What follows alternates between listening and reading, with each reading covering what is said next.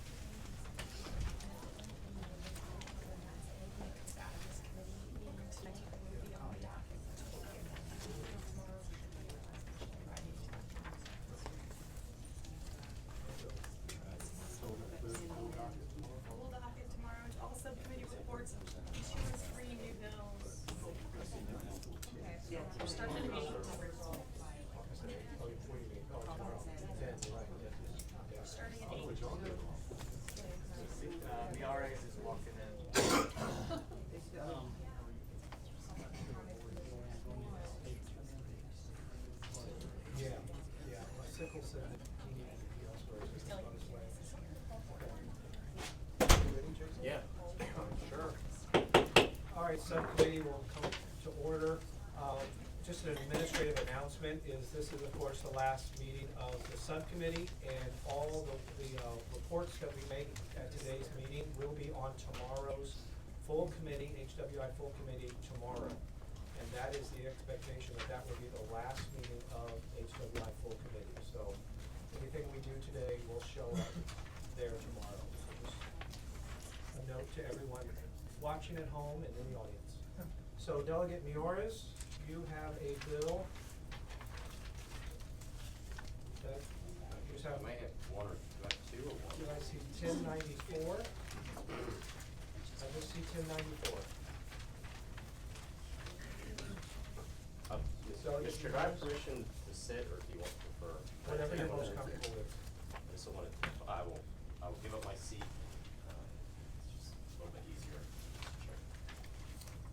Delegate Miores. All right, so an issue we've all dealt with numerous times before, certificate of public need, exemption for physician-owned ambulatory surgical centers. Basically, this is kind of a process of just allowing greater access for healthcare, but also for frankly, we're in a kind of a unique situation. I have a great sympathy for some of the issues our hospitals face, but the bottom line is that the combined operating margin for acute care hospitals in Virginia was 8.2%, while the national average is 2.85%.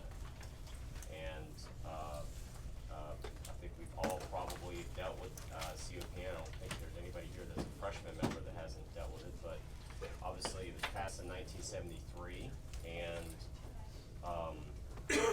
that's kind of the result, in my opinion, is VDH has severely restricted ambulatory care access and has only awarded 71 certificates of ambulatory surgical centers, about half of them the hospitals. To give you perspective in comparison to our friends right north of us, Maryland has 20% fewer population than Virginia, but it has more than 7 times as many ACS ambulatory surgical centers. The vast majority of those are physician-owned. So Maryland's 20% less of our population, but has 7 times that size. So I know there's going to be, I'm sure, a lot of people that are here to speak either for or against, but that's the overview of the bill, and happy to answer any questions. Thank you. Thank you, Delegate Miores. I know we've seen this version, we've seen a number of versions like it before over the years. Does anyone have any questions for the patron before we turn to public testimony?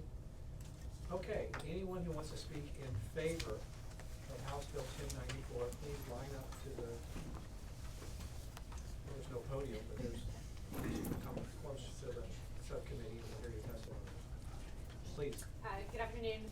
Lauren Schmidt on behalf of the Virginia Orthopedic Society. We do support this bill. There's many procedures that can be done safely and more efficiently at the outpatient setting. I just want to give you one statistic that I think gives a good idea of the price differential here. In 2019, according to Virginia Health Information, the average statewide cost of a rotator cuff surgery in an outpatient setting was about $9,000. In the hospital, it was $13,000. So we do support this bill because we think it'll increase access to more affordable care for Virginia patients. Thank you. Mark Berno with the Medical Society of Virginia, representing Virginia's physicians, residents, students, and physician assistants. We support the bill. As health insurance across the country has consistently been whittled down and the cost passed on to patients, it is more important than ever to look at the cost of care. As Lauren mentioned, if you look at DHI for pretty much any procedure, it is cheaper to do it in an ASC versus in a hospital setting. So there's about a $2,000 difference in colonoscopies, about a $4,000 difference in rotator cuff repairs. In the world of $5,000 deductibles and co-insurance and co-pays, that all goes to patients. If we care about patient costs, we have to look hard at COPN. Great, thank you. Anyone else want to speak in favor? Anyone's opposition? Mr. Chair, members of the committee, Brett Rawlings, Virginia Hospital Healthcare Association. We're opposed to the legislation. This is not a new topic. Ambulatory surgery centers have been on the block to be removed from certificate of public need review for several years now. We've been back at this again and again. I'll start by saying if we want to increase access to these options, we should look at certificate of public need program, in particular state medical facilities plan, and update that. Has been updated in the last 10 years. What does it say about ambulatory surgery centers and access to those services? We don't know because we haven't looked at it. One of the main reasons we oppose this is because of the particular sensitivities around surgical services. We talked about operating margins. 8.2% was the figure that was quoted. Operating margins for ambulatory surgery centers are about 26%. They are a very profitable services that our hospitals do offer and other freestanding ambulatory surgery providers offer as well. There's a reason why they're desirable. Some information that came out over the past summer in the COPN work group, we looked at what would be the impact of a reduction in ASC services at hospitals. 15% reduction in services resulted in a $466 million loss in revenues to hospitals. That's a 2.2% reduction in margin, causing the number of negative operating margins to flip from 33 to 40, so an increase of 7. So anytime you're taking these services out from the health system, it will have an impact their ability to provide these essential health services. And so that's one of the main drivers behind all of this. We acknowledge the differences in prices. That's not any secret. Hospitals do have a higher cost basis for their services, a different reimbursement structure that they have with the payers.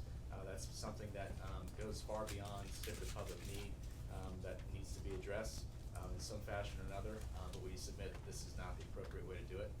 We would further support, again, looking at the state medical facilities plan, seeing what it says about these types of services and how we can make them available, make this process work for everyone, not just an exception for the physician operators. Thank you for listening. Thank you very much. Anyone else want to speak in opposition? Is there anyone from the administration here that wants to say? I think everyone knows that there was a process over the summer, into the fall, to try to get everyone together to see if we could work something out on COPN. Did this particular area come up in those discussions? Are you aware? And can you comment on? Yes, Mr. Chairman, I'm Eric Bodine. I'm with the Virginia Department of Health. Yeah, I participated in those meetings over the summer, and a lot of people put in a lot of good time and effort to get to it. And this was a major topic of discussion. But no consensus? No consensus. Thank you. Any questions? Do you have a motion? Oh, boom, you have a boom. That's right. Move to report. You have it properly second. Please vote on your electronic voting board.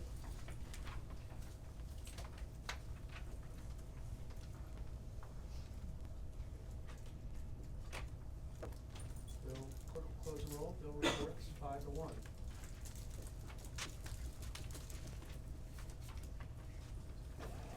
So it's Sickle. I don't. Is there HBC? I believe it's on. Yeah. Okay, all right. Delegate Sickles, I know you have another place to be. Right, couple of those. Good afternoon. My bill is more modest than the one that just reported out, but it is a slightly updated version of Delegate Scully's bill that he carried a couple times. It came out of the committee and got to appropriations, was not approved in appropriations committee. And I'm not sure why, it just didn't get basically a hearing up there. But what this was, is to try to improve the performance of COPN just generally and improve the process and to make sure we always have what we would now call a state health services plan. That the medical service plan, as someone mentioned just a minute ago, hasn't been updated in a long time. So this book, this bill is a lot of needed process improvements to the COPN review process, including reducing the time to review and overhaul of that health services plan. As I mentioned, it eliminates the review of some services that were previously recommended by the Department of Health for removal, and it developed a new analytical framework to look at additional reforms to COPN going forward. It strengthens the Commission's ability to certify condition certificates on the provision of charity care, as well as participation in Medicare, Medicaid, and required development of financial assistance policy. You know, one of the everyone knows here, the problems with this is how do you know, how does a ambulatory surgery center like you just approved, how do you know they're taking Medicaid patients or Medicare patients? What's the review process? You know, the hospital has to do a lot of different things. They don't have to do just one thing. Right. And that's, of course, the reason for COPN in general. And I hope you would pass this bill. I don't think it's the opposite bill. But it is a more modest bill than carving out ASCs like we just did a minute ago. So that's really the bill, and I think there are people here that probably would like to speak to it. Thank you, Delegate Simpson. I know I voted for this similar version of this bill in the past and regret that we've not been able to act on it in the past, but we are where it is, and hopefully we can make some progress this year. You have Yeah, we have some Why amendments. don't we pass those Council around has. at that Yep. proper posture without objection? Without objection, amendments are adopted. Oh, yes, Sarah, you want to explain? Okay. Okay, there are a number of line amendments. I'll walk through what they do. The first four fix a typo, I guess we can call it, in the title and the enactment clause. Somehow something that is not even a real section snuck in there. So first four amendments just fix that. The remaining amendments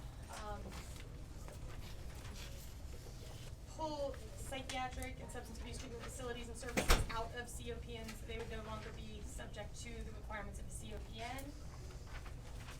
And then there is an amendment to add on line 482 of the bill.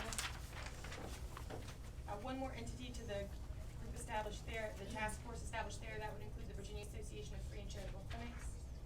And finally, on line 636 of the bill, we're to strike subdivision 3 there, striking a language that would allow the commissioner to condition a certificate on the agreement of the certificate holder to pay assessments or make contributions into the healthcare coverage assessment fund established pursuant to 32.1-331.01. Okay, so without objection, we will adopt these amendments. Any questions for the patron from the subcommittee at this point? All right, anyone here in the audience to speak in support of House Bill 879? Mr. Chair, members of the committee, Brent Rawlings, Virginia Hospital Healthcare Association. It should come as no surprise to those of you that have been on this committee that we support the legislation. We've supported this from 2015 on, some variation of it.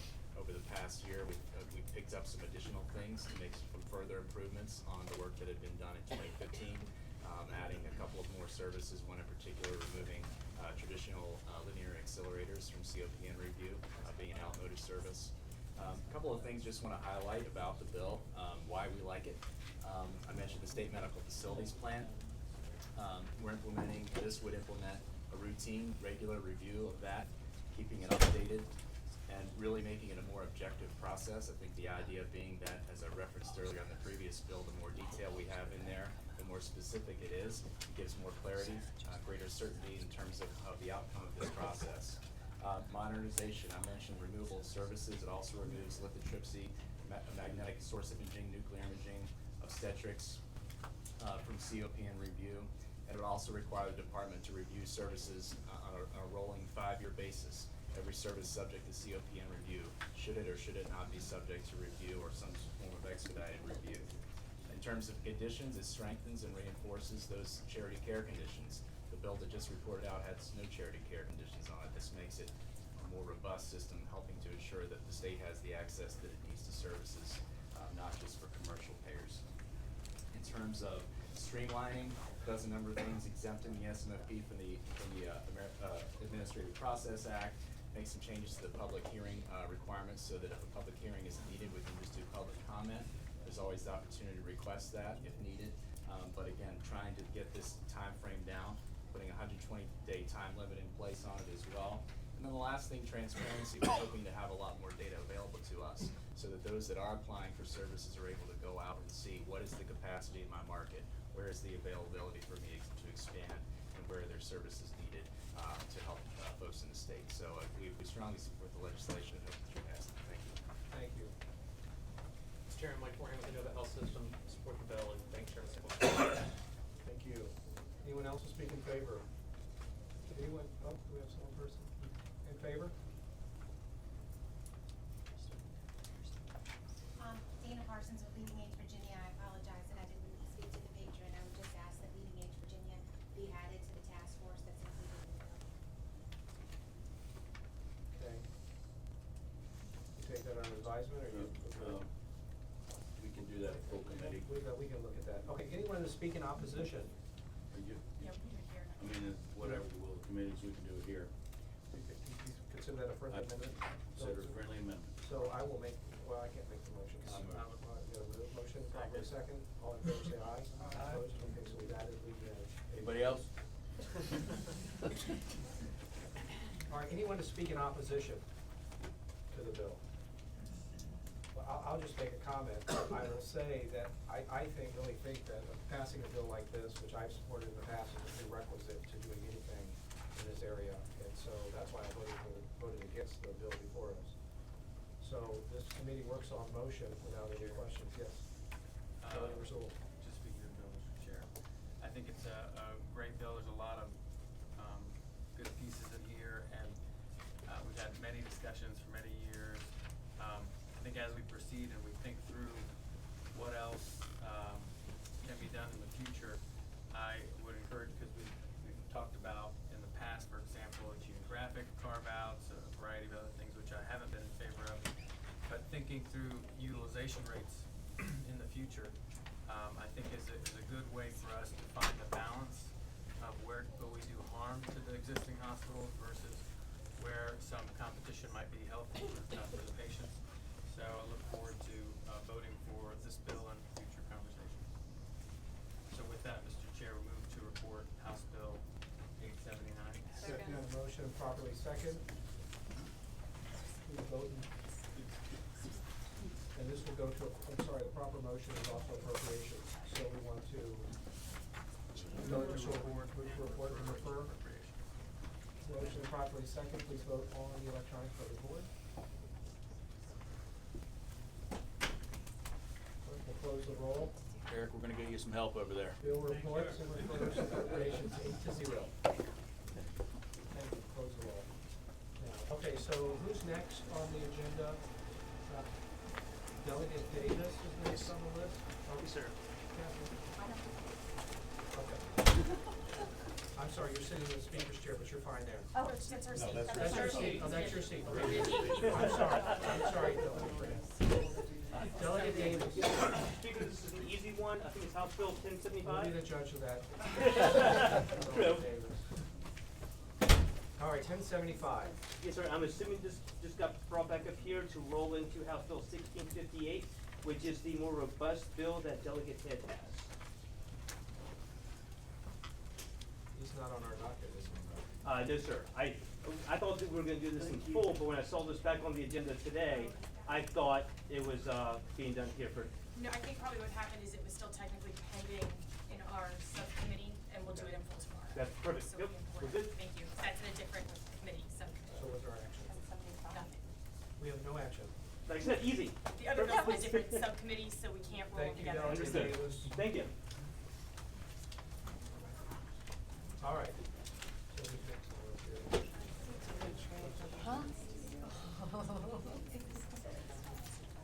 Do you need to leave, Delegate Hayes? Okay, Delegate Hayes.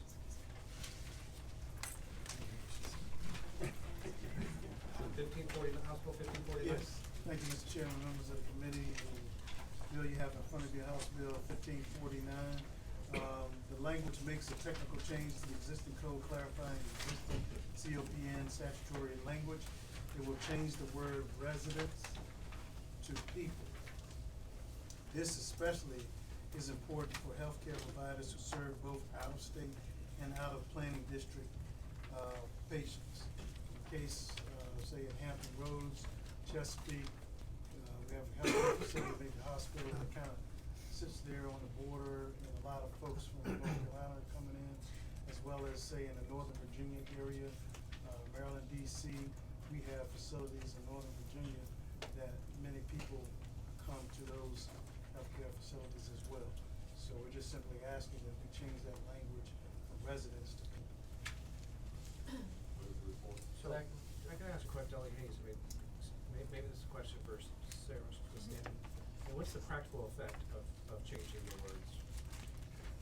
So, right now, the language of the code requires that it is a resident in that area to be served.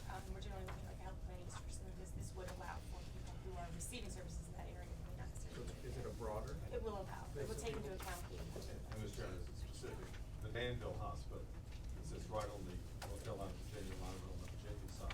If they're going for a COPN right now, only Virginia residents get counted in the need for services, even though the facility serves a much broader population. Oh, okay, that's good. All right, so I'm here to speak in favor. Mr. Chairman, Brent Rawlings, Virginia Hospital Healthcare Association. Thank you, Delegate Hayes, for bringing this forward. We do believe, support this measure. I think it's a good cleanup, for the exact reasons stated. Great, thank you. Anyone speak in opposition? All right, so I have a motion already and it's properly second. Please vote on the electronic voting. We'll close the roll. Bill report 6-0. Thank you, Delegate Hayes. Thank you, Mr. Chairman.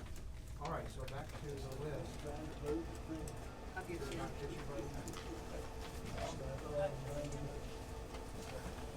Let's do delegate reports. May I take Delegate Sickles' seat, please? Yeah, sure. It's lucky. We'll see. So, first, if you will, Mr. Chair, a couple housekeeping matters. I'd like to strike two of my bills. All right. House Bill 1404 and House Bill 1405. Can we do those in a block? Is that possible? All right, we'll do them one at a time. House Bill 1404, we got a motion to strike. We got a second? Second. Properly second, we vote on the electronic voting board. Clerk will close the roll. Bill is stricken 6-0. Got a motion to strike 1405, properly second, please vote on the electronic voting board. Clerk will close the roll. Bill is stricken 6-0. All right. Bill was in the, that's 1,000, so I'll come along. That's right. The next bill is 1387, Mr. Chair, and it's pretty straightforward. Essentially what this would do is it would include freestanding emergency facilities within a 35-mile radius into the COPN process. It would only be facilities that are attached to a larger healthcare facility. The purpose behind this, obviously, and I think that whether you oppose COPN or you like COPN, oppose COPN, I think you would vote for this because that's the process we have. And until you reform it or get rid of it, this is necessary. If you don't want, if you like COPN, then I would say you support this because, what's happening is, these are opening up in, well, very affluent areas. And they're siphoning off the profit centers of larger facilities or hospitals, and not allowing that hospital to compete because the profit margins are being taken away from it and undermining their operations. As a practical effect, a lot of these places set themselves up and they look just like, urgent care. So people come in to get treated, and what they believe is an urgent care, and they get, a hospital reimbursement rate bill, which comes as a surprise to them. So that's pretty much it in a nutshell. I can respond to questions. Great. Thank you, Delegate Leftwich. Any questions for the patron at this time? All right, anyone here to speak in favor of House Bill 1387? Mr. Chairman, members of the committee, I'm Curtis Bird with Chesapeake Regional Healthcare. Thank you, Delegate Leftwich, for this legislation. Just a quick Google search of freestanding emergency department provides the following 6 headlines that have just occurred in the news in the last 6 months. Orlando Health joins local rival in erecting its 6th freestanding ER, keeping pace with rivals. The Real Bachelor Party Hangover, a $12,460 ER bill. Patients find convenience is costly at freestanding emergency rooms. When a freestanding emergency department comes to town, costs go up. And emergency costs went up when freestanding ERs arrived in Texas. We're not anti-freestanding ED, but it's clear that this is really a business model that large healthcare systems deploy in areas that least need them in an effort to grow their market share from competing hospitals. And the real loser is the consumer. And so we believe that if a facility of such is needed, then the state should weigh in on the appropriateness of that and also the location of that. And as Delegate Leftwich pointed out, these are not in Medicaid communities, okay? These are in well-established, higher income communities with lots of commercial paying insurers. And also, if you look at a map of the Commonwealth, typically they're just right down the street from the competing hospital. So, I mean, believe it or not, there are some freestanding emergency departments here in Virginia that are a mile away from a hospital, 2 miles, 3.1 miles. And I think that it becomes pretty hard to say that there's a legitimate need there. Perhaps the need is just about growing the bottom line and not increasing access. Thank you very much. Thank you. Anyone else wish to speak in favor of this bill? How about in opposition? Anyone? Mr. Chair, members of the committee, Brent Rollins, Virginia Hospitals Association. We're opposed to the legislation, and let me just explain why, primarily. We think that the question of whether or not it should be subject to COPN review is premature. We do not currently have a licensure scheme for these types of facilities in the state. As we function today, if you have a hospital-affiliated emergency department that is located within 35 miles, it's covered on the hospital's license. But that's not set out anywhere in regulation. We also don't have an answer to the question of what if there's a freestanding emergency department that is beyond 35 miles or that is not affiliated with a hospital. You know, the examples that were raised by the previous speaker about Texas are exactly the sort of things we ought to be thinking about that could be coming to our state. We have not seen that. The only freestanding EDs that we have today are affiliated with hospitals, are part of that hospital, located near that campus of the hospital as a way to serve their patients. So we would submit that the first thing we need to do is to figure out the licensure mechanism for this. The Attorney General has been asked to weigh in on this question of whether or not there should be COPN review.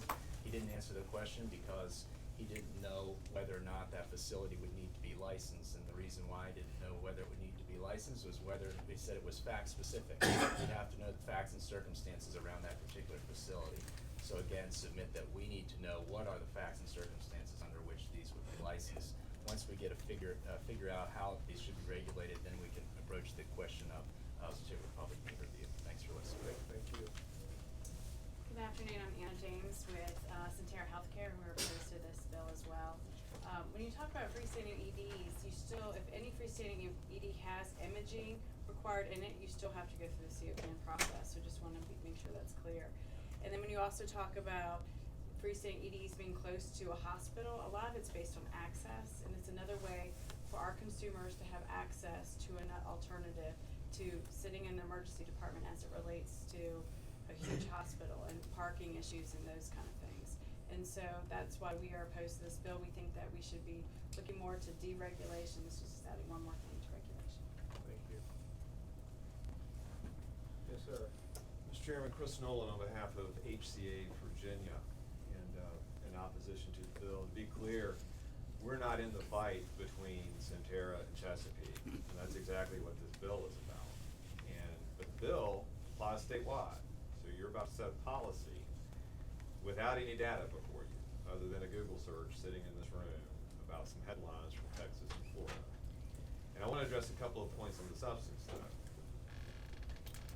To the argument that this is cherry-picking commercial customers, I can give you some data from HCA nationally, because we have freestanding EDs and we have 5 in this state, that our patient mix, 24% in our freestanding EDs are on Medicaid. That corresponds almost 31% are on Medicaid in freestanding EDs. That corresponds with 29% in our main ER. Uninsured, 20% at both. The biggest difference is Medicare. We see a larger percentage of Medicare patients at our main ED associated with the hospital. So yes, sometimes these are closely aligned with or located near the main hospital. In part, that is a function of access, and as Anna was pointing out, but also volume. We have one freestanding ED at Tri-Cities that has, in its first year, 30,000 visits. It was 300% over projections. That's 84 patients a day, many of whom otherwise would have been going to our main ER at John Randolph. So this allows for quicker return times for EMS crews. They don't have to go to the main hospital. They go to the freestanding, they're back out to their house or on another call much faster. And then finally, with regard to, again, the cherry picking argument, I have an example in Roanoke. We have a freestanding ED at Cave Spring. And I know that I've heard, well, the only reason you put that there is so you can refer all the patients to Lewis Gale. Well, since it's been open, over 35% of those patients have been sent to Carilion for direct admittance. So, Mr. Chairman, there's arguments on both sides. I appreciate where the patron is coming from for the dispute in his backyard, but I would ask you not to set a statewide policy based on that, particularly given that there's been no data over the 3 years that this has been before the General Assembly. There hasn't been any actual study to see if there's an issue here. So, thank you. Thank you.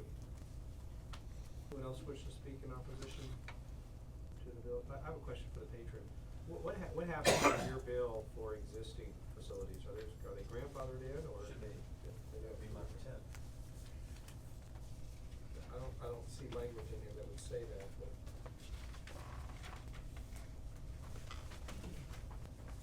Well, I argue this is probably just goes without saying, because to open a facility, you would need to get this certificate. If you're already open, you're gonna check it in. You're already operational. Any questions for the patron? Any works on motion? Last one. You want last word? I would, Mr. Chairman, I would say that, call things the way I see it. This is, these payments are driven by big business, profit centers. And one of the speakers said this is the 3rd year it's been up here. I routinely carry bills over. I tell people to work on things in the off season. And if we needed, if anybody was willing to come to the table and say, let's work out some of these regulations and things that we need, we're happy about it. Is not happening because there is no middle ground. Not willing to come to us. That's doing favor for the people. All right, go ahead. Get a motion to report, second. All right. Motion to report, properly second, please vote on the electronic voting board.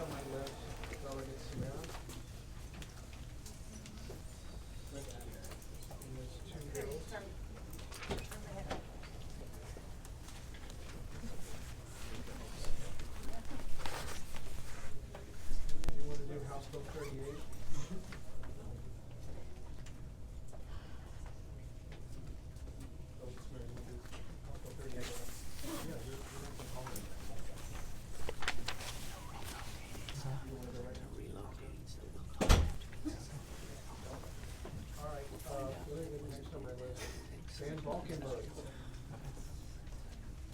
Yes, sir. I'll go. Good evening, Mr. Chairman, committee. House Bill 1570. House Bill 1570, was a bill that was actually brought to me by a constituent who runs the FDA NIH-funded Center for the Study of Tobacco Products at VCU. And when we had raised the age to 21 for vaping, we had not put a research exemption, which has caused his institute to lose over 50% of the participants. And this is really just a research exemption. It is just here to help them figure out how to prevent young people, and all people really, from smoking. Right, they're not bringing anybody in who doesn't smoke to smoke. I think, not to go against what they do. And I'll just point out two things that they do for why this matters, and then I'll just close for questions. One that they do at the VCU Center is they look at regulations that the FDA, for instance, does to see if they're going to be effective, to see if they're going to work. And so they do the research that allows regulators to make informed decisions on these topics. Second thing, one thing they don't do but other groups across the Commonwealth do is tobacco cessation treatments, seeing what's effective, seeing what works, seeing what doesn't work, as a means to ensuring that young people don't smoke. And so, when we raised this, we didn't create that research exemption. It hurt their ability to do that research. And one thing that he emphasized when we talked is that, young people and older people, when it comes to these products, interact much differently with them and have different, the regulations and them differently. So, it made sense to me. That's why I'm here. That's my bill. Let me ask, I do have a question myself. Is there anywhere else where we would allow something like this research to go on that would otherwise not be allowed? So would we do it for alcohol, for example? Because I think you could sort of parallel with the 21 age for alcohol to cigarettes. Makes perfect sense to have that law. Sure. Question is this something that we can do? You can Well, create an we don't do it anywhere else, I guess. I honestly know, I am but I assuming will sorry. say. I'm assuming the answer is that we don't for alcohol. Delegate And I Adams? also have a question, and if you were to do that, at what age would be the appropriate age? What do you mean? Oh, they study for 18 to 21-year-olds. So is it- So you're suggesting that we would Mr. say? Mr. Chair, I just didn't follow up, so is the information you're being provided that they've lost 50% of their research participants, and of those 50%, they were between 18 and 21? Cause I just wanna understand. Yeah, correct. Thank you, Delegate Adams. All right, any other questions for the patron at this time? I think he's presented the bill. Anyone want to speak in favor of House Bill 1570? Anyone in opposition to House Bill 1570? We got a motion to report? Mr. Chair, speaking Yes, of. Delegate Adams. I just wanna say, that, I understand where they're trying to go and what they're trying to do, but on the face of it, I just feel like if we feel like it was important enough to create legislation to prohibit people till age 21, then it would be important enough to protect them in research. I guess my response to that would be, well, they're smoking it anyway. And so if we're trying to find out ways to prevent them from doing so, it seems noble if they're smoking it anyway. I will just say this, I do think, recognizing myself, I do think that if you were to come up with some sort of cessation program or some new tool to get people to stop smoking, you'd have to find out if it actually works. And the only way you can find it to work on a cohort is to test that cohort. And so if your cohort happens to be people that are underage, then you might wanna find out what the effects of vaping are, what the effects of other type of nicotine products are, to develop something to get them to quit. So, I think it makes a lot of sense what they're trying to do. But we do have a motion to report. Do I hear a second? You have motion and properly second. Please vote on the electronic voting board.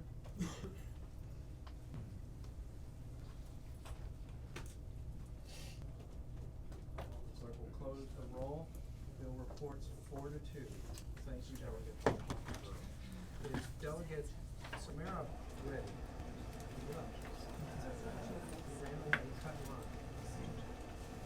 Do we have any other patrons here that are waiting?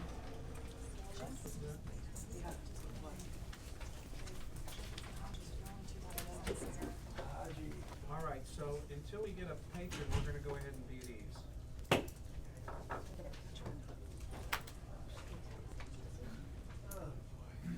Delegate Jenkins was here.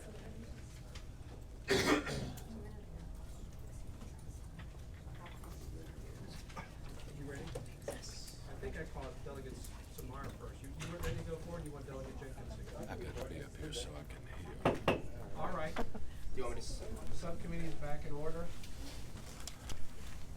Right. Delegate Samara, do you want to do House Bill 38 first? I can do House Bill 38, yes. House Bill 38, I think I've seen this bill before. Yes, we have on the floor. Well, I saw it before that. Oh, yes, that's correct. 3 or 4 years ago, there was a delegate, I believe he was delegate from Giles County. Yes, if I recall from conversations earlier, this was a bill that was presented by a Republican colleague of ours, a former Republican colleague who was looking after his constituents under the age of 18, looking after the minors, and trying to protect them from melanoma. And so this bill is seeking to address melanoma, a cancer that's number 2 in prevalence amongst the age group of 35 and under. It's mostly diagnosed, it's the most commonly diagnosed cancer in the United States. That's skin cancer, and rates have been rising for the past 30 years. An estimated 108,420 invasive cancers. Mr. Chair, I'm sorry to interrupt you, Delegate. Do you by chance have any amendments to this bill? I do have an amendment. Well, let's pass those around. My apologies for that. And I can describe the amendments as well, Mr. Chair. Don't blame me. All right, I know. So, without objection, we will adopt the substitute. Delegate Samara, would you explain what the substitute does, how it's different than the underlying bill? Because as I understand it, the underlying bill was, current law says that there's an exception with parental notification. But now, what does your bill do? So the amendment was to address medical prescriptive phototherapy in particular, which is using ultraviolet radiation to diagnose or treat disease or injury. And we wanted to make sure that that was not banned under the language of the original bill. And so I put an amendment to make sure that phototherapy devices and phototherapy in general is remains a practice of medicine that is legal in the Commonwealth.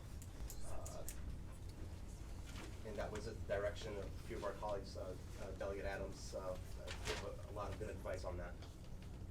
Yes. And of course, spray tanning as well was not to be considered banned underneath this bill as well. So we made sure to put it in there explicitly, although ultraviolet radiations are separate from spray tanning, but wanted to make sure that that was clear. So going back to the case over here, it's diagnosed in the U.S. At a rate of 108,000 a year. That's what the estimate is going to be also in 2020. These cases will be melanoma, the most serious and deadliest form of skin cancer. Additionally, 95,710 cases of non-invasive melanomas and millions of cases of basal cell and squamous cell carcinomas will also be diagnosed in 2020. In total, 11,480 men and women are expected to die of skin cancer this year, and 6,850 of those deaths will be from melanoma.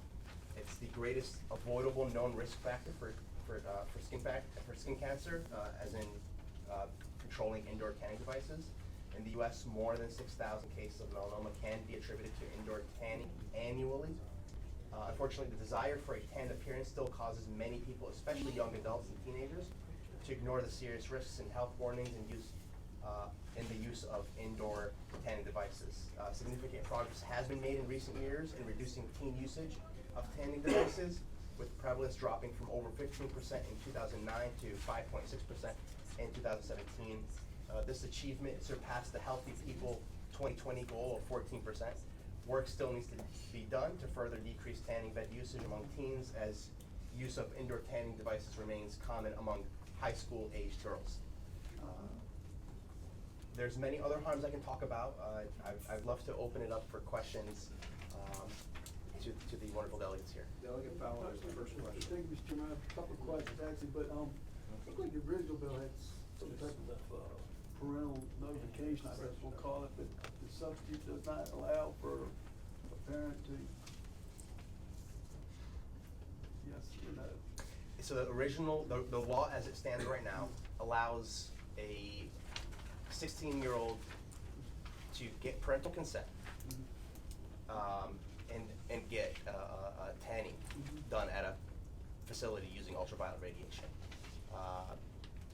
For the 18, you don't need parental consent, but for 16 to 18, yes, that is the way the law is currently written. And that's, the substitute doesn't change that. The substitute removes the ability to have parental consent to allow tanning. Okay, well, let me ask you another question. I'm just curious, you guys do a lot more research than I have. How would you compare, say, doing, how, were they going there for half an hour or something typically is what they do? What about if it's a 16-year-old, you know, the girls and the boys from high school run down to Virginia Beach and spend a day on the beach? What would be the comparison there with respect to exposure to, you know, the sun or radiation? Certainly. They certainly do that without anybody's permission. Delegates, Yeah. That the delegates may respond. Do you wanna respond? I do, but I would love, if Delegate Adams wants to say something, I can also respond to that after. Delegate Adams, do you wanna respond to Delegate Fowler's question? You're welcome to Okay, do that. sure. So ultraviolet radiation cuts through 3 layers of the skin. It goes through the epidermis, it goes through the dermis, and down to the subcutaneous slip. Sun radiation, regular radiation that you get outdoors, cuts through to the dermis level. The most active cells of the skin are the ones that are most deep, closer to the blood, because they have the most supply. And so that layer, because it's exposed to ultraviolet radiation, ends up becoming much more likely to cause cancer. And so we want to control that as much as possible. And that's just that's a quick lesson from dental school for me to you. Just a follow-up, so it's not really a question then about the time of exposure, it's just the level of exposure. Correct, because when the deepest cells of the skin are still active in formation and in processes of the cell, and ultraviolet radiation intervenes in the function of the cell, that's where they become melanomic and cause melanoma cancers. Delegate Adams, did you have? Thank you, Mr. Chairman. Just speaking to the bill, just because my name was invoked, so I want to be clear that, you know, sun tanning and being in a tanning bed are very, very different. In general, tanning beds are much more dangerous in terms of skin cancer. And so, to the extent that I provided a direction, and it is not common dermatologic practice to recommend tanning beds for phototherapy. But in the event that there are areas of Virginia where phototherapy would not be readily accessible, and a tanning bed perhaps might be, it is an alternative that is sometimes used, which would have been prevented by the original bill. So I just wanted to be clear about that. Okay, thank you. Let's go ahead and turn to the audience with some testimony here so we can move the process along. Is anyone here to speak in favor? Mr. Chairman, members of the committee. Yes, sir, welcome. Thank you. I'm Brian Donahue, Director of Government Relations for the American Cancer Society, the Cancer Action Network. The World Health Organization has declared that tanning beds or artificial tanning devices are equal to tobacco and asbestos for cancer-causing elements. It's some pretty serious company they're keeping. We have laws here in the state of Virginia that protect against asbestos. We just recently raised the tobacco age from 18 to 21. But tanning beds are still a major source of carcinogen effects. And we would like a law to protect that, especially those youngsters who are using the tanning beds when they could be using other forms such as the sprays. The sprays up until 18, over 18, then they can go to the tanning beds. Skin cancer is the #1 cause of cancer in the country. again, we ask you to support this bill. And what you're gonna hear from the industry is we give you a note from home stating that our parents understand all that's involved in artificial tanning, that will be okay. And that sounds about as effective as it's been in the past. Thank you. Thank you. Anyone else speak in favor of the bill? Yes, ma'am. Hi, Mr. Chairman. My name is Jessica Payne. I'm a medical student at VCU and future dermatologist. I'm here to speak on behalf of this bill. It's extremely important to protect adolescents from developing skin cancer later in life. I recently worked with or cared for a patient. She was 29 years old. She came in with a funny looking mole on her arm. We biopsied it and it actually turned out to be melanoma. And her only risk factors for developing melanoma were being fair skinned, and she had heavy tanning facility use in her teenage years. Fortunately, the cancer cells had not spread to her lymph nodes, but that might not be the same case for other users of tanning beds when they get to adulthood. So I'd also just like to point out how prevalent tanning bed use really is around Virginia. I've rotated throughout the state and have talked to many young women who are still using tanning beds. I think it has a lot of negative health implications. UV radiation has been proven to cause skin cancer. It can cause eye damage, promotes early skin aging. So a lot of negative implications that can be prevented.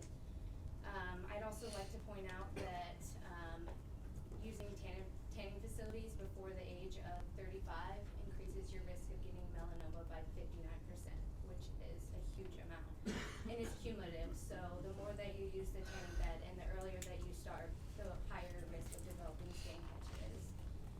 And not only melanoma, but it's other types of skin cancer too. It's squamous cell carcinoma, which isn't as deadly, but it's still a deadly type of cancer, and basal cell carcinoma as well, which is not typically deadly, but it can still be very traumatic for patients and very expensive to take care of. I'd also like to point out the huge economic burden of untreated skin cancer. Nationally, it's estimated that we spend $8.1 billion on treating skin cancer. And for these reasons, I hope that you all would consider passing this bill. Thank you so much. Anyone else wish to speak in favor? Bart Barano, Medical Society of Virginia, also representing the pediatricians. We support the bill for all the great reasons. Okay. This year. Thank you very much. Anyone else? Y'all are playing tricks with me, because if y'all are supportive, why don't y'all get in line? Because that way I know if I need to limit conversations. I'm a pushover as a chair, so. Mr. Yes, sir. Chairman, Hunter Jamerson, Virginia Academy of Family Physicians, for all the reasons stated, we support the bill. Okay. Anyone else wants to stand up where they're sitting? All right, so anyone who wants to oppose the bill, please form a line, if you would. Would you please form a line? Yes, sir. Mr. Chairman, members of the committee, I could not hear the substitute, so haven't seen it, and the remarks are drawn to, does it still have related to 18? Okay.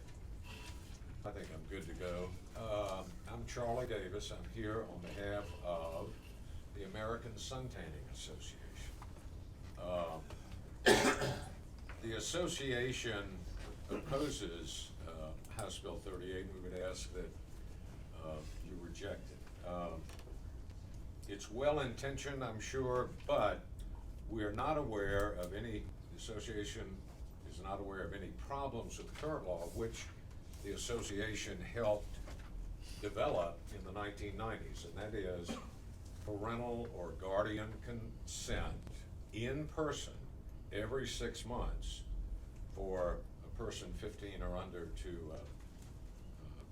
use the facility.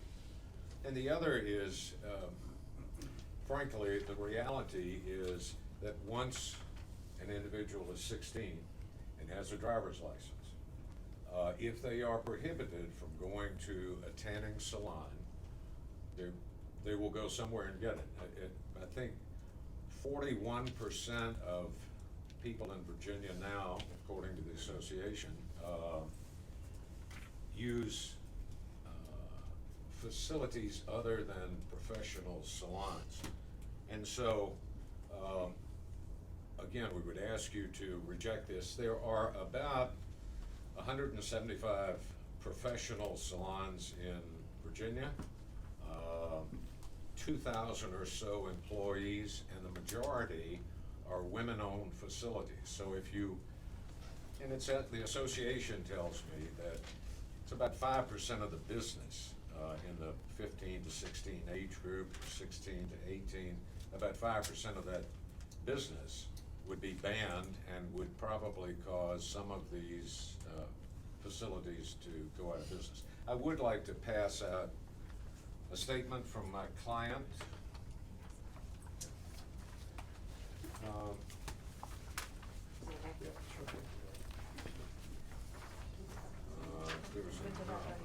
Yeah, I think so. Thank you very much. Here, did you? Anything else you wanna add? I don't think so, Mr. Chairman. I think Thank you I've very said much. enough to convey the sense of the association. But I would say these, as we know as parents or with younger relatives or neighbors, once a person has a driver's license, they're either going to another facility or they're gonna go to the internet, and there are none of the safeguards. The rest of the current language points out the instructions that are needed when you go in a salon: eye covering, skin judgment, and I appreciate everything these folks have said, but the reality is, after 16, young ones that want a tan are going somewhere to tan. Let me ask you a question, Yes, sir. if I might. Do your facilities, your association, I guess the people that are under it, members, do they also offer the spray tanning services as well? To be honest, I don't know, but I don't think so. Is there any questions for the speaker or the patron from the subcommittee? Yes, Just Delegate speak Tran. really quick to the bill. I struggled with this one, Delegate Samara, because how do you balance, parental control and how do you balance public health? But I found this to be really compelling to me in addition to the testimony today, that the Food and Drug Administration in 2014 required labeling be included on Sunlamp products at the tanning salons, that these products should not be used by anyone younger than 18. And in mid-2019, they are going through a regulatory process where the FDA has proposed to restrict Sunlamp products to people ages 18 years and older. So there's a national kind of concern, and that this would align kind of with that as well. If you're wondering whether or not how far out we're stepping, I just wanted to bring that up. Thank you, Delegate Tran. Mr. Chairman, I would say this: there are about 8,000 of these sun tanning facilities across the country.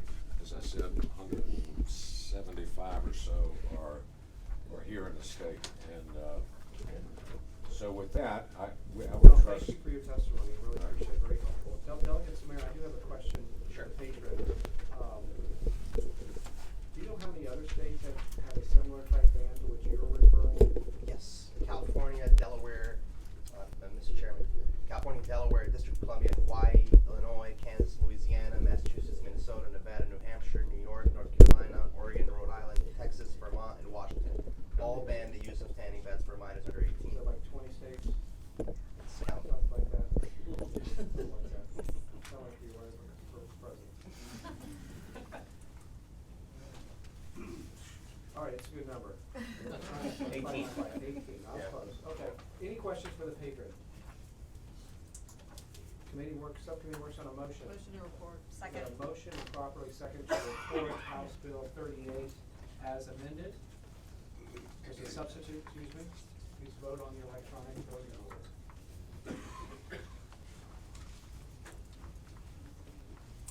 Clerk will close the roll. Bill reports. And substitute 6-1. Recommend reporting 6-1. Thank you. Thanks, members of You the have committee. another. Alrighty. Yours is House Bill 1456. Yes, Mr. Chairman, this is to eliminate direct and indirect remuneration fees for DMAS, contracted managed care organizations. I'm going to explain what direct and indirect remuneration fees. The role that pharmacy benefit managers, or PBMs, play in the prescription drug market is getting increasing attention from state and federal policymakers. PBMs are third-party administrators contracted by health insurance plans, large employers, unions, and government entities to manage prescription drug benefit programs. Although they are intended to process claims on behalf of clients, PBMs profit at every stage of the supply chain from drug maker to patient. According to Pharmacists United for Truth and Transparency, PBMs are often called invisible middlemen because they are hidden between the patient's insurance company, who the PBM works for, and the pharmacy, who the PBM reimburses for dispensing the prescription. This role as an invisible middleman leaves PBMs with much leeway to multiply costs for pharmacies and patients. One PBM practice that pharmacies have to deal with is the imposition of retroactive fees that are unpredictable and often untraceable, and they're called direct and indirect remuneration fees. These fees are often how PBMs claw back money from pharmacies after a negotiated price is already set. PBMs can also issue pay-to-play fees, which pharmacies must pay in order to have access to the insurance network that PBM works with. This can be a big disadvantage, especially for smaller pharmacies, specialty pharmacies, and community pharmacies.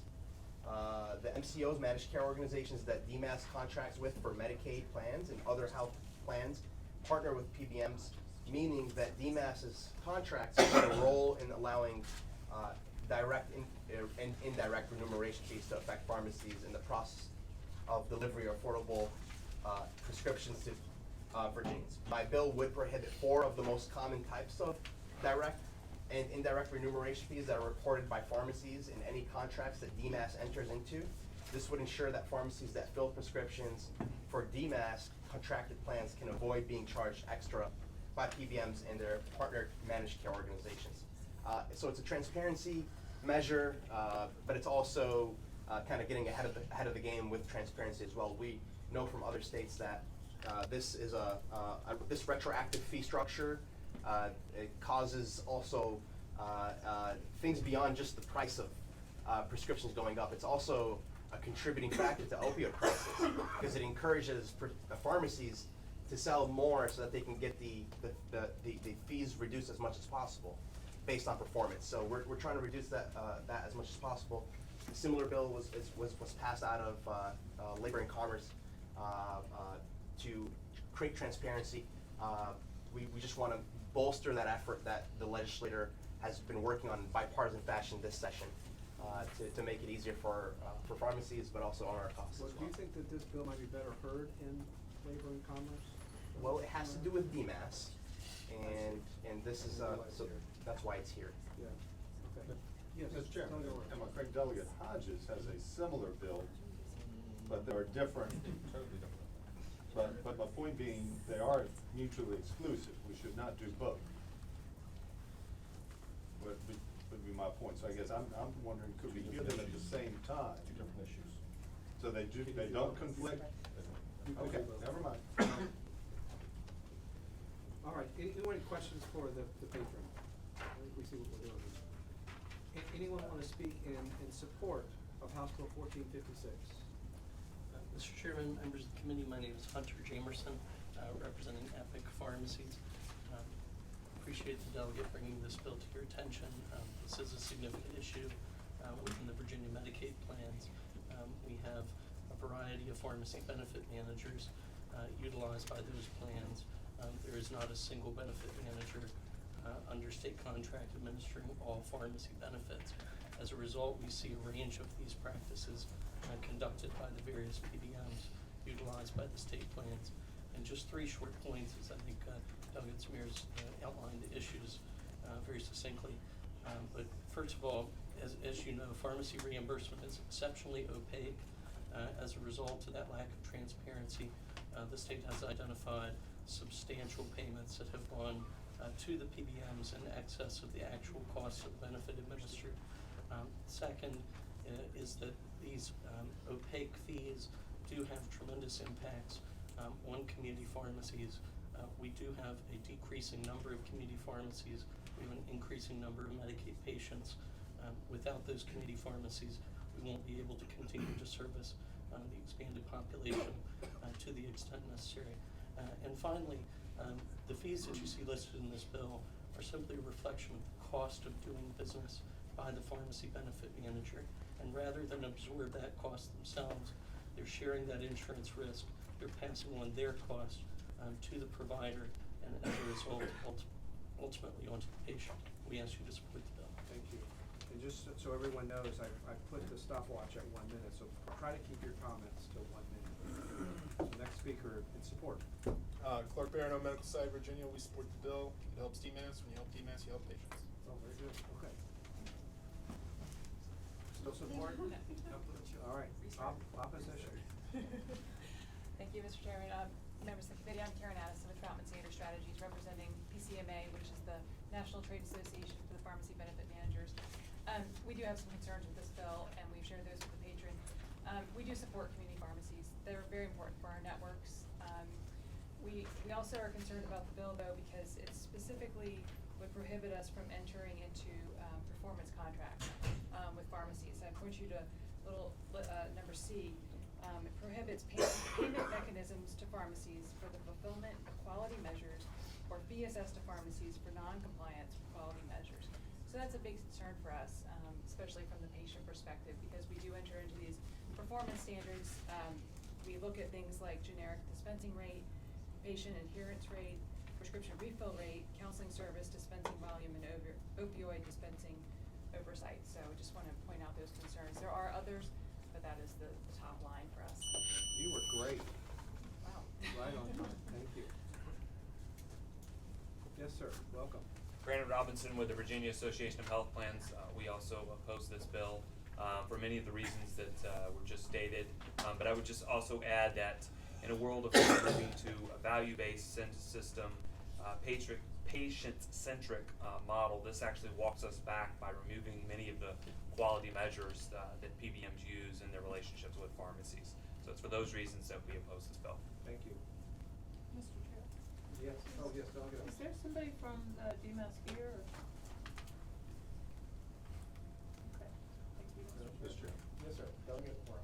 Can anyone tell me, have any other states done anything similar to this? And if so, what has been the cost to the patient? What's been the effect, long and short? I can answer if you'd like. Mr. Chairman, Delegate O'Rourke, West Virginia has 20% the size of our Medicaid program.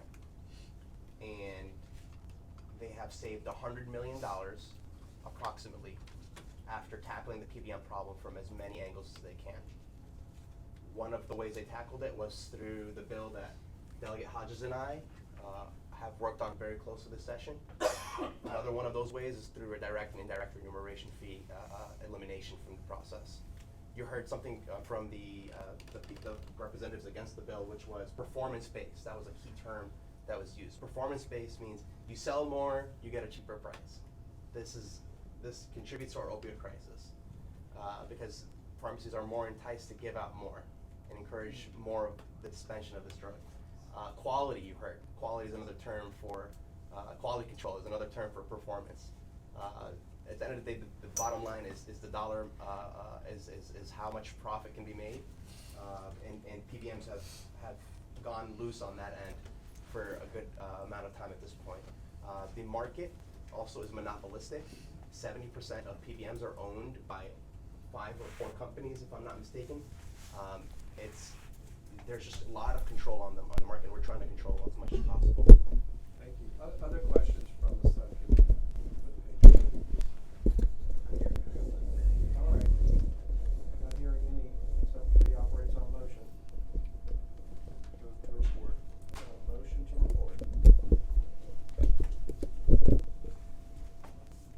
All right. Bill fails for lack of a second. Thank you, Delegate Samaritan. All right. Next bill. Delegate Hodges, I know you got a bunch of bills. I just already did those on the other side. Okay. Taking a breather, so I've Okay. only got one in here. Why don't we do Delegate Jenkins then? And then, okay, we'll catch your breath, please.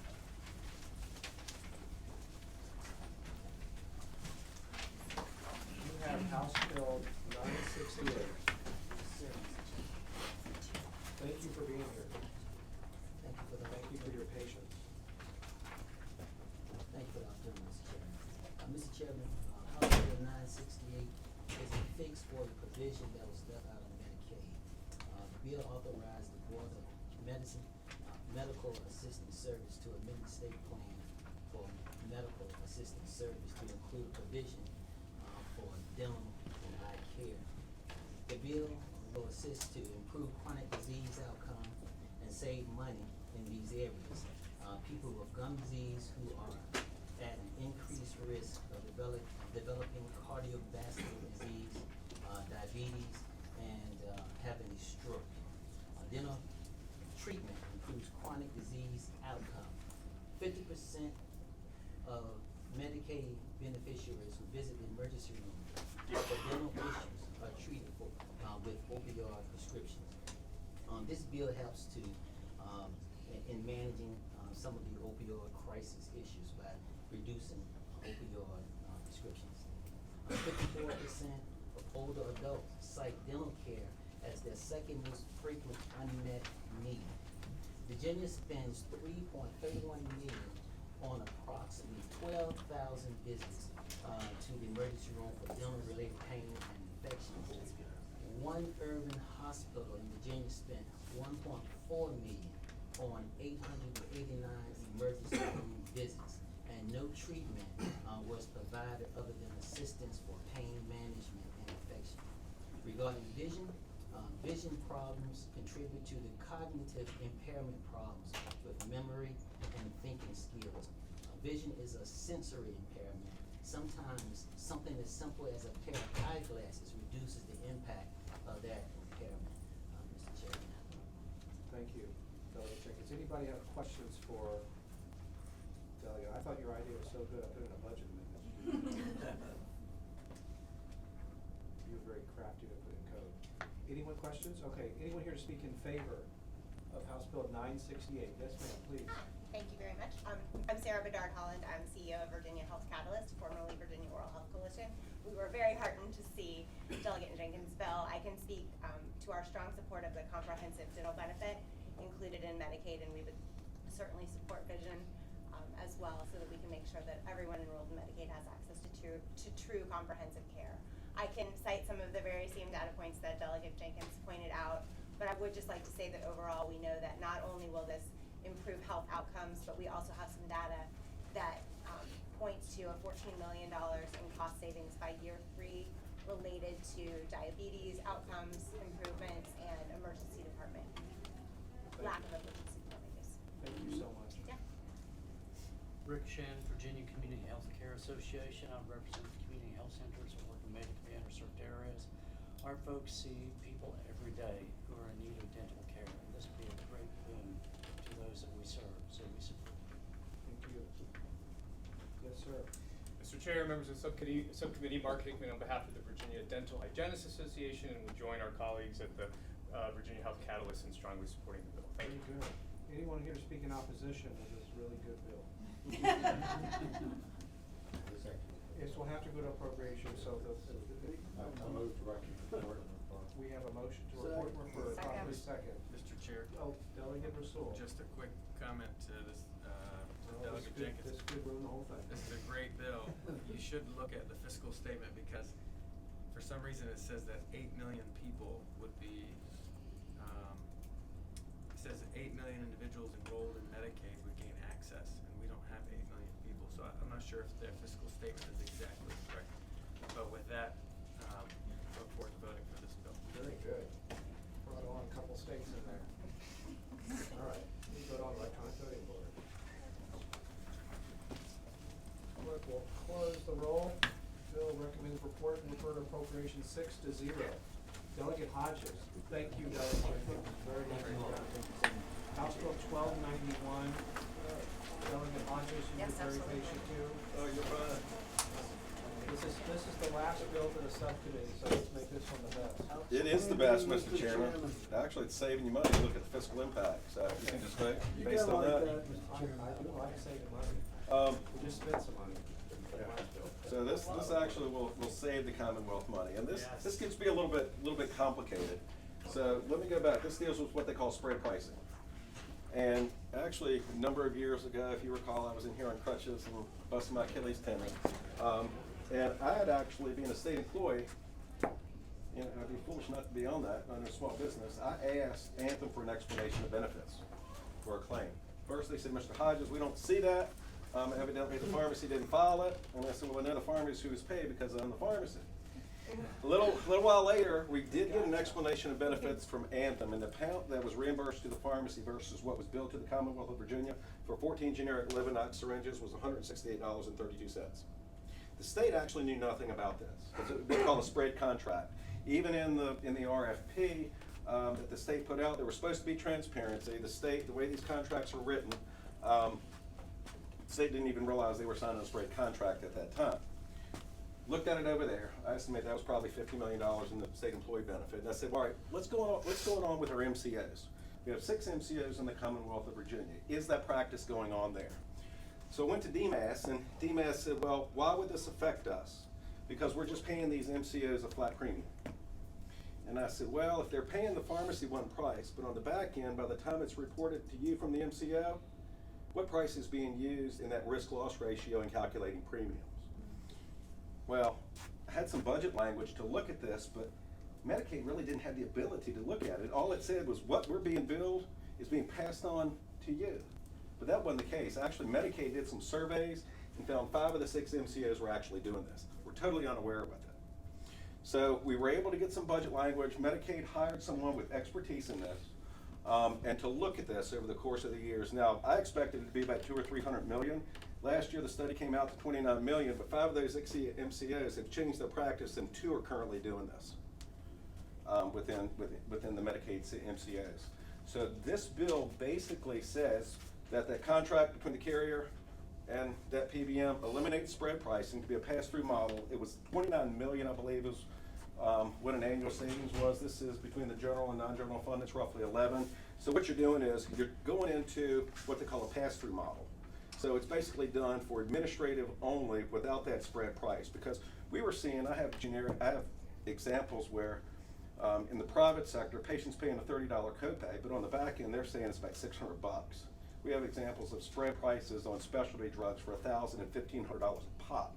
This eliminates that practice, goes to an administrative cost for processing these claims, for formularies, for setting up the networks and so forth. They can do that at a specific price. So that's basically what it does, Mr. Chairman, and members of the committee. Transparency and saves Commonwealth fiscal impacts about $11 million annually. Moving the money. Thank you, Delegate Hodges. Any questions for the patron? Anyone want to speak in support of House Bill 1291? Mr. Chairman, members of the committee, Hunter Jamerson for Epic Pharmacies. This concept has been studied by the Department of Health Professions, the Department of Medical Assistance Services. And their report to the General Assembly in December related $29 million in spread pricing absorbed by the Commonwealth. A key factor here, the Commerce Committee has passed, the Subcommittee in Commerce has passed to the full committee, this same concept applied to commercial plans. Okay. That bill does not apply to the Medicaid MCOs. This is that bill. So this concept is on a parallel track for the commercial plans. A key point and a key difference is that in the commercial plans, state will receive no benefit from capturing that spread pricing. Right. Here, the Commonwealth would directly eliminate $29 million in overpayments, can use those funds for any purpose within the Medicaid program, whether it be opioid treatment, provider reimbursement, administrative support. We think this is important. Thank you. Thank you. Rick Shem with the Community Health Centers. We have about 6 or 7 pharmacies internally. We know that there are multiple issues that need to be addressed. This is one issue that we feel you can make a lot of progress on, and we support this. Okay. Anyone else want to speak in support? How about opposition? Do we have any opposition to House Bill 1291? No opposition? Oh, someone's coming. Yes, sir. Brendan Robinson, Virginia Association of Health Plans, and we oppose this bill as we have on the commercial side that was just mentioned. But the delegate did mention that most of the plans are moving and have moved over to the pass-through 4 are now using pass-through, and I believe there's plans for others to move on. Let me as ask you a well. question, do you stand to lose any money through this bottom line on this bill? Do we stand to lose any money Yeah. from this bill? No. The savings with this gets passed on into the pool. Okay. Thank you. All right, any questions for the patron? All right, subcommittee operates on a motion. Move to report. We got a motion to report, recommend reporting with properly second, please vote on the electronic voting board. Clerk will close the roll. Bill recommends reporting 5-0. Thank you. That completes the Thank you. subcommittee's work. Meeting is adjourned.